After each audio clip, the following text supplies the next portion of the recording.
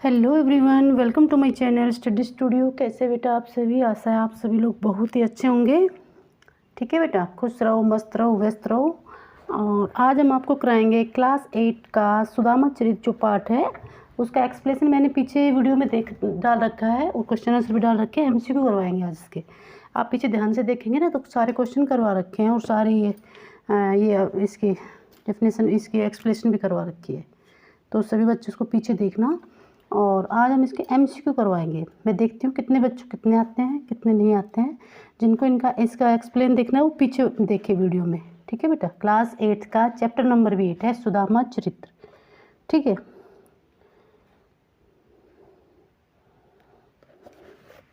तो question number 1 से देखिए, एमसीक्यू करिए।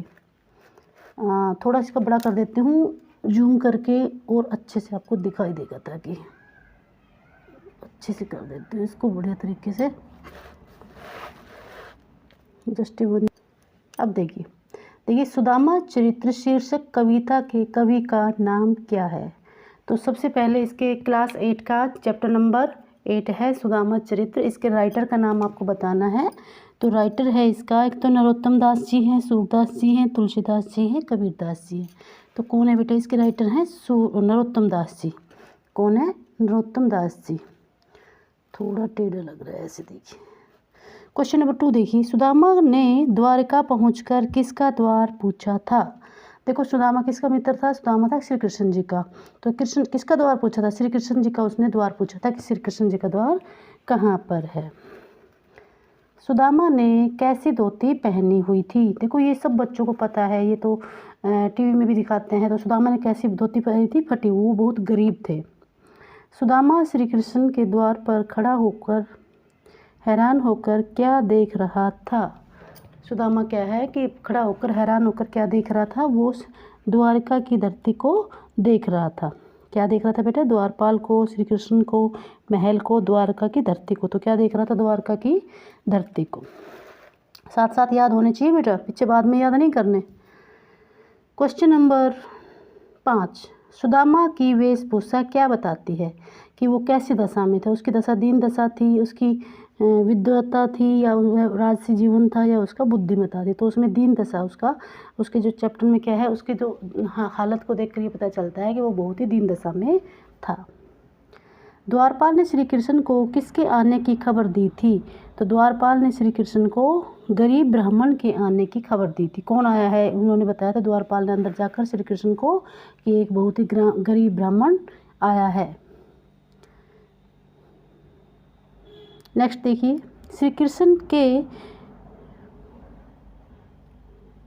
व्यथित होने का क्या कारण था? तो सेना का हार जाना, मित्र की दीनहीन दशा को देखकर व्यथित हो गया था, नींद न आना, जनता की पीड़ा। जब उसने मित्र की दीनहीन दशा को देखा तो वो बहुत ही परेशान हो गया, व्यथित हो गया। ठीक है, बेचैन हो गया। श्री कृष्ण ने सुदामा के पैर किससे धोए थे? तो श्री कृष्ण ने किससे धोए थे उसके पैर? अपने आंसुओं से धोए थे। नैनों के आंसुओं से उसने उसके पैर धोए थे।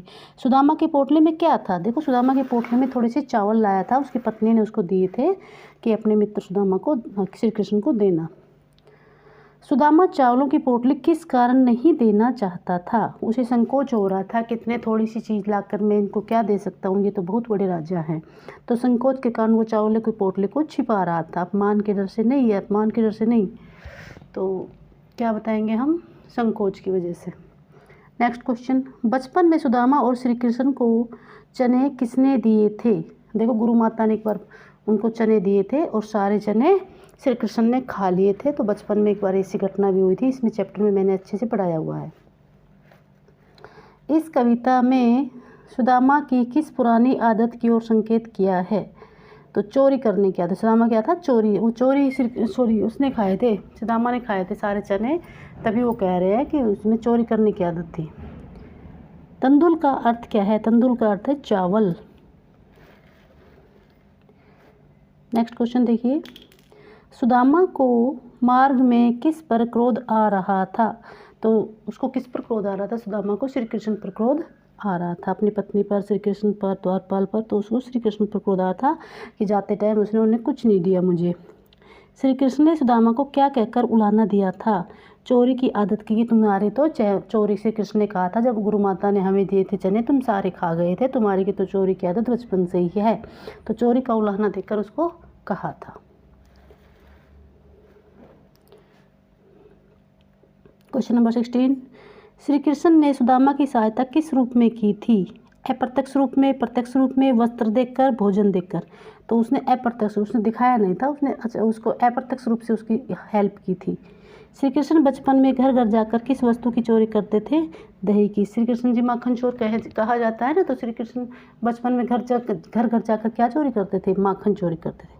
सुदामा की झोपड़ी में क्या बदलाव आ गया था? झोपड़ी के स्थान पर बहुत ही बड़ा महल बन गया था, भव्य महल बनाया गया था, ये उसमें बदलाव आया। जब वो पहुँचे तो उन्होंने ये देखा कि झोपड़ी के स्थान पर बहुत बड़ा महल खड़ा है। सुदामा चरित्र कविता किस भाषा में रचित है? व्रज भाषा में। ये पूरी कविता है वो व्रज भाषा में, ये आपको याद रखना है और एक्सप्लेन में भी लिखना है। और राइटर का भी नरोत्तम दास इसके राइटर हैं और व्रज भाषा में ये लिखा हुआ है। सुदामा के दिन कैसे बदल गए? श्री कृष्ण की कृपा से सुदामा के दिन भी बदल गए। तो देखिए ये एक चैप्टर था, बहुत ही MCQ करवाया बेटा इसमें मैंने, आप सभी बच्चे ध्यान से एक बार देख लेंगे। और कई बार NTC वगैरह में भी MCQ आते हैं और ये क्वेश्चन में तो आपके पेपर में भी आ सकते हैं। और इसके अच्छे से बेटा सभी चीज़ों को अच्छे से पढ़ा करो, बहुत ही गहराई से, बहुत ही ध्यान से सब कुछ समझा करो। ओके बेटा। और नेक्स्ट वीडियो में नेक्स्ट देखते हैं क्या करवाएंगे, तो सभी बच्चे ध्यान से अभी इसको देख लेंगे। ओके बेटा, अगर आपको वीडियो अच्छी लग रही है तो लाइक एंड सब्सक्राइब कीजिए। Thank you.